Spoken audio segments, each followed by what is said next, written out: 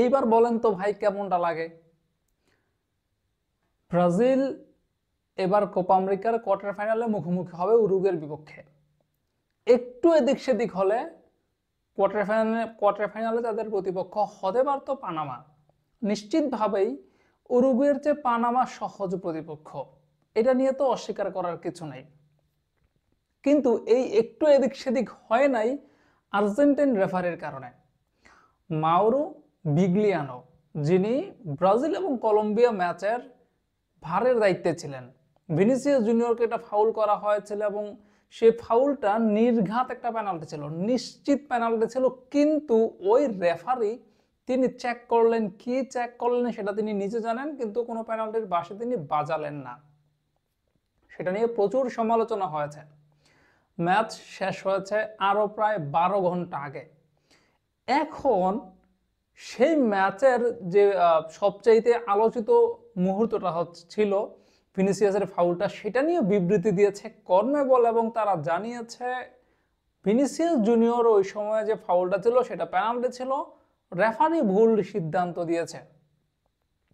চিন্তা করেন, রেফারি ভুল সিদ্ধান্ত দিয়েছে, সেটা কনমেবল এখন স্বীকার করছে। এতে কি ব্রাজিলের কোনো লাভ হবে?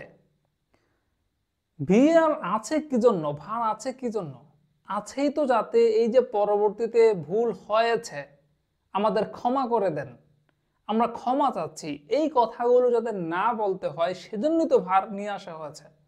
এখন ভার যদি গোপাল ভাঁড়ের মতো সার্কাস দেখায়, মাঠের মধ্যে যে ভার ভুল কমানোর জন্য নিয়ে আসা হলো, সেই ভার যদি এখন গোপালের মতো সার্কাস দেখায় এবং তার জন্য যদি আবার কনমেবলের ক্ষমা চাইতে হয়, ভুল স্বীকার করতে হয়, তাহলে এই ভারের দরকারটা কি? এটাকে তখন আপনি প্রযুক্তি বলবেন, নাকি এটা তখন আপনার কাছে একটা জোকস মনে হবে, একটা জোকার জোকার মনে হবে, একটা সার্কাস মনে হবে আপনাকে, আপনার এই জিনিসটাকে?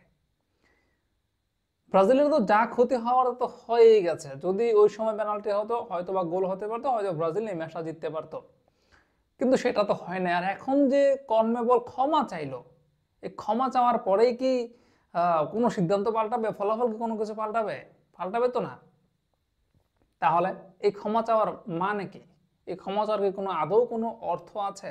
এখন হয়তো ব্রাজিলিয়ানরা বলতে পারবে, তো ব্রাজিল ভক্তরা বলতে পারবে যে পেনাল্টিটা ছিল, পেনাল্টিটা দেয়নি, এটা পেনাল্টি ছিল, কনমেবল স্বীকার করেছে, ওই পর্যন্তই শেষ। এটা কিন্তু ম্যাচের ফলাফলে কোনো প্রভাব ফেলবে না। সেই ব্রাজিলকে উরুগুয়ের বিপক্ষে মাঠে নামতে হবে কোয়ার্টার ফাইনালে।